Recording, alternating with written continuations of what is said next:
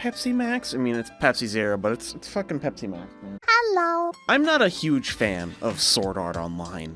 I haven't been a fan of it since forever ago. I remember liking it a lot when I was younger, and it was 2013, and I was hopped up on hormones and whatever, but I fell off after the first series. I never touched Gun Gale Online. But it was later, after rewatching the series as an adult, not even anywhere recently, I think I was maybe like 19 at the time, I realized it wasn't actually that good. I don't ascribe to the idea that Sword Art Online, the first, like, 16 or so episodes, I think that it was, or was it the first 12? The first part of Sword Art Online was good, and then Alfheim Online came out and it was bad, right? I think it was never really excellent. But I remember myself being primed to enjoy it because I always wanted to play an MMO, and now that I do play an MMO, that being Final Fantasy XIV, it's interesting looking back. In fact, there was this time, and I still might do it, I kind of wanted to go back and rewatch all of Sword Art Online and see how my opinion on it has really changed. Because I know I'm not going to like the first part, but I hear a lot of people say that the original Gun Gale Online is okay. I hear that the Gun Gale Online spin-off is pretty okay, the movie is dog shit, but then it's Alicization where it's like, oh no, it's good. Like, solid, good territory. We'll see when we get there. Am I, like, beating this thing too much, like, with my movement? I hit this thing way too much, and I don't have enough lights. I need one over here. When it comes to the games for Sword Art Online, I was also very interested at a young age. I've mentioned it before on many videos on the channel, but I did used to have a PlayStation Portable. I jailbroke the shit out of it, and I used it to play import games sometimes. Not that I could ever read them. One of those import games was the first Sword Art Online game, I want to say. And it was weird, it didn't feel correct because it was set in a floor after they ended the anime off. Like, I think the anime ended off on floor 78, but this game had you starting on like floor 80 something, which that was another problem with Sword Art Online. They never went through all 100 floors of Aincrad, and I never understood that. They stopped at some point. Couldn't even get to the final boss, whatever. So that was one thing that got to me when I was playing that first Sword Art Online game. Again, not that I could read it, but it was also the combat that I never understood. Like, I expected a Sword Art Online game to be way more action-focused and stuff like that. You're Kirito, you have two swords, you're doing flips and shit. You're Roxas from Kingdom Hearts. Who doesn't love that? And after that, I never picked up any of the localized Sword Art Online games because, again, at that point, I realized it probably wasn't for me. So color me surprised when one of my boys says that there's a new Sword Art Online game coming out, and it looks pretty interesting, and he wants to try it, and I say, you know what, I'll look at it, because I obviously have my doubts. I'm not a huge fan of the series. So, I looked at an early gameplay trailer from somebody who got early access, and I'm genuinely amazed, because they made it into a Soulsborne game instead of just an action RPG. And I'm just gonna get into it. I played the demo, and I'm probably still playing the demo as I'm editing this. I just got done with like 5 hours of it as I'm getting to record this video because I needed to get my thoughts out in a very rushed, very slapdash video, which is why I just showered. I'm wearing my I Drank Dew shirt, even though got a nice cold Pepsi right here. So I think the decision to make it a Soulsborne game is maybe an informed one that I'm pretty neutral on. Like, it's good, right? It's fine. But I think the more important thing that they do is they make sure that you're not playing as Kirito, because that was one thing that plagues the series. Because Kirito is not that interesting of a protagonist, unfortunately. So I imagine players all around the world, or people all around the world, wanted to know what it would be like to be on the ground floor with their own characters playing Sword Art Online, right? I think that that's interesting, and I think any world that encourages you to...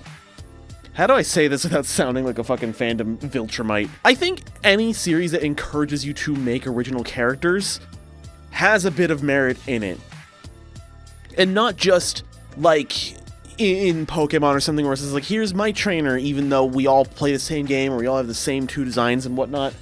I'm talking where they're inviting you to engage with the world on its own terms, if that makes sense. It doesn't. But I realize that Echoes of Aincrad is asking the player to engage with it on its own terms, which is why I think making your characters so interesting. Not to mention, you're a beta tester in this game, and it's not like this is an alternate timeline. Like, there is a point in the tutorial where a character says, oh yeah, there's this guy named Kirito, and it's like, oh, he's here. Like, the main protagonist of the series is there. And it's almost like you can feel his presence because he got to the 8th floor of Aincrad by himself. So it kind of haunts you as a player, because I don't think you're gonna look at Echoes of Aincrad and be like, oh, I need to go see Sword Art Online after this. Like, you already have to be in the know for Sword Art Online for this to even be on your radar. So being a beta tester in the final days of the beta test, might I add, it's like the tragedy of Sword Art Online, the actual tragedy is going to hit you, especially because at the start, there's characters dying, and obviously they're dying in game, but you're not sure where in the timeline you are, because they mention that your character is new, so it's like, what, are they new to MMOs in general, or is this new to Sword Art Online? Is this before the tragedy? Is this after? Are they actually dying? And it's not until the end of the tutorial where they pull the rug out and be like, no. This is before the first day of the actual launch, and nobody's in any actual danger. But they get you with that, with the way people are reacting to getting fucking player killed. I don't know, the main reason why I wanted to come before the camera and talk about this is mostly because I knew I needed to get this out fast.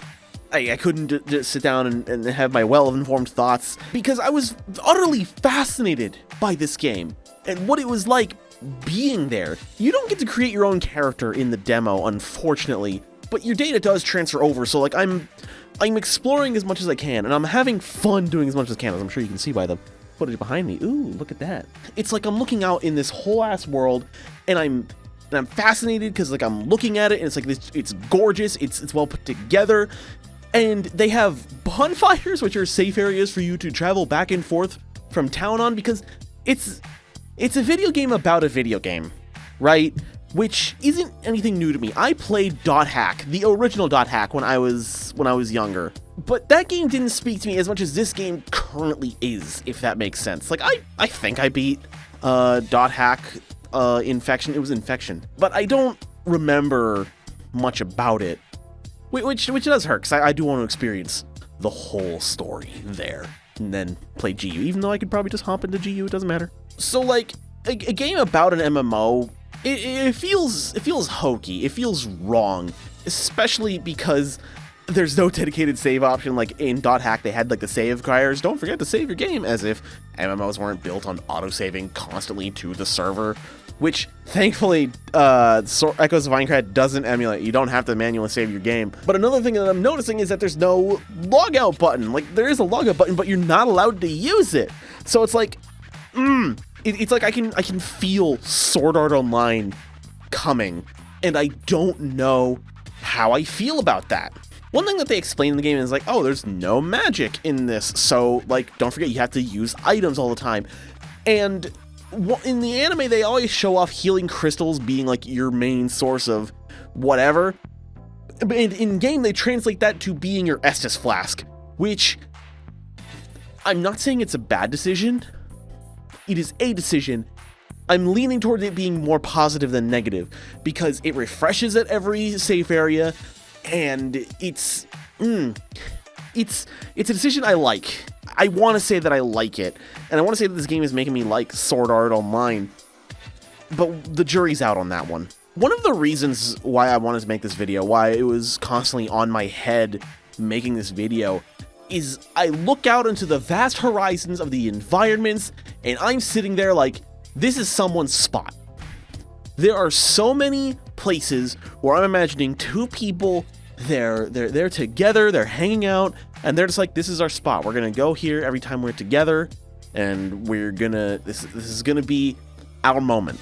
And playing a game about an MMO, it's like I'm feeling where these moments are going to be, and I'm feeling the things outside of the world, and I'm feeling the characters who are treating this as an MMO experience, and it's kind of fun to me, and I don't know why I'm liking it so much. When it comes to gameplay, it is really fun, they start you off with sword and board, and you eventually gain more weapons as time goes on. One thing that I never understood in Sword Art Online was people choosing alternative weapons. Like, oh, you have guys with a mace, you have guys with a sword, you have people with rapiers and stuff like that. And it's like they never made a case for it as in the anime. And I don't think they should, but it's like, it's called Sword Art Online.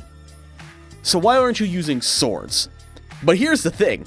They took the art part very seriously. So every weapon has weapon arts, like in Elden Ring, which you can bind to right bumper or right trigger as soon as you're doing another button combination. It's like left trigger plus right button, or right bumper and right trigger will use your weapon arts. And I think it's so cool that they have sword arts in the game, and it made me think of it in the anime. It's always just like slashes or whatever, and like, ooh, somebody will do like a thrust attack and they're just like super fast, and oh, my sword is glowing. And maybe it's because I was young, but it never felt like to me that they were actively casting a weapon art, if that makes sense. It just felt like, oh, that's a thing you do with your sword, you're holding your sword. Like that one scene when Asuna is cooking and she's holding a knife at Kirito, and it's glowing like if I'm just going like, I'm casting my weapon art. It's not as good. This is my ratcheting screwdriver, by the way. So it's really fun when I'm actually able to use weapon arts with cooldowns, and there's team-up attacks when that wasn't a thing before. And I'm trying to justify to myself, do I want to buy this?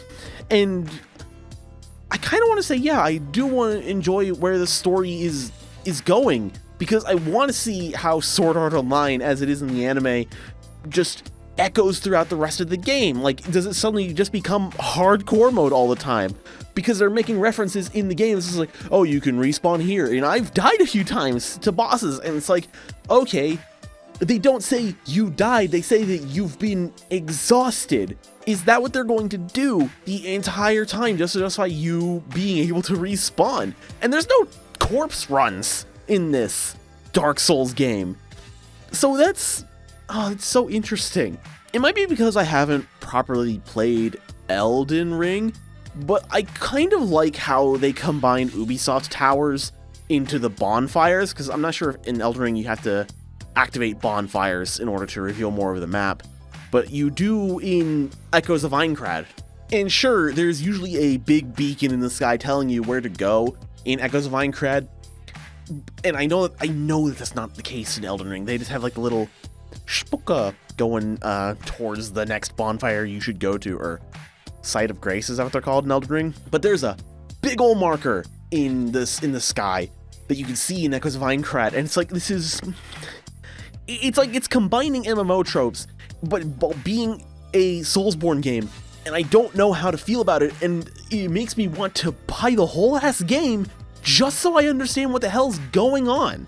I don't know, I'm feeling something for a series that I'm very notorious to my friends are saying is not good, and I never want to engage in, because it actively repulses me now as a person with taste, as I should say, as if I don't watch My Dress Up Darling for the 5th time, as I put it in. I'm gonna put it in the background, and I'm gonna have to watch it again because I can't fucking help myself. Does any of this make sense? Does anybody understand where I'm coming from? Where I, as not a Sword Art Online fan, am having fun with a game that's trying to be Sword Art Online, right? And I think one of the main key players here is that you're not playing as super OP Kirito. You are playing as somebody else who isn't related to anything else going on. And I'm finding that the art of the game, not just, you know, how it looks, but how everything combines together, is kind of sucking me in. Like, one thing that maybe it's because I know Sword Art Online, is that I'm looking at the characters who join your party, right? The ones who are ostensibly the good guys. And I'm like, they're gonna betray me. But they keep showing how much of a heart of gold they have. Like, the first partner you have, his name is Iori, and I half expected him to, when he showed up, to be like, oh yeah, I killed these people. Or like he was trying to trick you, but no, that's not even the case. He's just, yeah, I play solo games, or I play the game solo. but he's just a nice guy, so you'd expect him to constantly be in parties. But then you actually meet the player killers, and they're live streamers who just have fun killing off people. They're fucking, what is it called in WoW, where you just dunk on new players or something like that, and it's cool. And then there's a character like Argo. She's an informant because you can't have your browser open while you're playing. It's in VR, so it's like somebody who has information is very valuable, and she knows how valuable it's going to be, especially later on in the game, which then makes me think about Sword Art Online, how it's like people shit on the beta testers for having knowledge of the game. It's just like, oh, they're supposed to, they knew that the death game was going to happen, which obviously they didn't. So it makes me think, oh, is Argo gonna have to go like underground, like as an informant later when she logs on and the death game starts? Like, what's going to happen? I'm excited to know what's going to happen to these characters, because I have the future sight, or the hindsight of knowing what's going to happen. And one thing that I thought, because this is called Echoes of Aincrad, right? I thought this was going to be a game where it's like a what if scenario where there is no death game going on. And the more I read about it, it's just like, no, this is just an alternate story where your player character is on the sidelines going through every floor like you were supposed to. And I want to know what happens next. That's where I'm at. It's like playing this demo, I guess it's doing its job. The demo is making me want to know what happens to these characters. But I also want to know what the fuck is up with Aincrad. So Aincrad is a floating castle with 100 floors, where the whole point is you go from the bottom to the top, and once you get to the top, the developers are gonna, I don't know, give you a cookie or something. But I look at the map for just floor 1, and it's massive. I know for a fact you're not gonna go through all of that, or maybe you are. Maybe this game is fucking massive. Maybe you do go through 100 floors of this shit, or you skip some floors, because there might be time skips and whatnot. So I'm wondering how they're gonna handle it, because I'm looking at floor 1. It's massive. This is like 2 areas in Final Fantasy XIV, maybe even 3. The way that Aincrad is portrayed in the anime, all the floors are relatively small. There's stuff in the distance, you're gonna go off and get it, it's gonna be great, right? But it's like, you can handle 100 small floors, right? Or smaller scale floors. There's floors where it's like all winter, it's like it's all summer or whatever like that.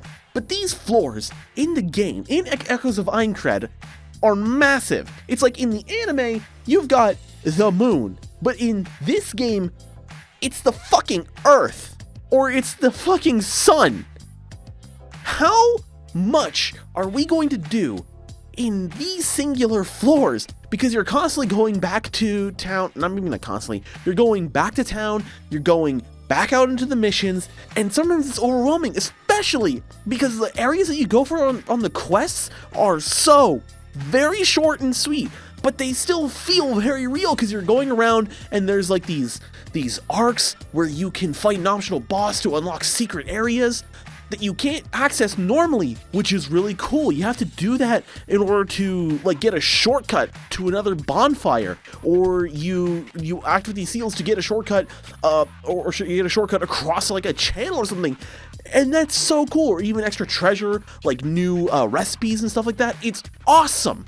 This in a roundabout way, when I was playing this game, and the characters talk about like a quest and like the quest boss, it's like every quest is going through one of these areas like it's a dungeon in Final Fantasy XIV, which reminds me of an experience I had where one of my former friends, I was like, oh, hey, you play Final Fantasy XIV? I didn't know that. Can we play together sometime? Like do some content. And he was just like, oh, you know, maybe we can come on and we'll do a quest. And I'm just sitting here, it's like, fuck you, dude. Like, what do you mean, we'll do a quest? I want to see how you play. Let's do a fucking raid. Let's do a trial. Let's do an extreme trial, unsynced. I want to see what you do. I want to see your character. I want to see how the fuck you play your character, even though it's all pretty homogenous in Final Fantasy XIV. Fuck do you mean that we can do a quest? You pissant piece of shit. It made me so fucking mad the way he talked about the way he talked to me, the way everybody in that little group talked about me. Fuck them. That's why I'm doing this YouTube shit. Fuck all you. The way that quests are handled, it's like you do a few bosses and there's optional bosses like with those arc things I mentioned. And there's some mechanics in when you're fighting bosses that don't feel as good. Like one of the countering techniques is that if you see a blue ring, you have to react super fast, because usually, at least maybe it's just me, like I'm right in the enemy's face and the blue ring pops up and my reaction time isn't that good, so it's just like, oh, I have to hit the square button, and it's like, boom, I eat shit and die. But like dodging feels good because then you can do a follow-up attack, but it's not a follow-up attack for you necessarily, it's a follow-up attack of your partner. And that's really cool. And you have partner attacks and partner support skills. Partners in this game, you have to control them, but not control them. It's like commanding your party in Kingdom Hearts, where like you press a button and they switch their mode, and like you have to monitor their modes and see how they do things back and forth, and that's really cool. One thing I'm noticing is that you can have like multiple party members, but you only have one partner who you can call upon with their sports skill or like their team up skill, and that's really cool. It's really cool how this game is doing its thing. I thought there would be an ability to swim, so I have a clip of me just like walking into water, and like you can see my character being like trepidatious about being in the water, and then like I don't get told to turn back. I just fucking drown. And then I show up back on shore, and the same thing happens where it's like if you fall too high, because fall damage in this game, but like it's either, oh, you know, I just fell off of like 3 feet, you're fine, or you fall like 7 feet and you're just like, ooh, that hurts. But if you fall 10 feet, fuck you void out. Well, you don't void out.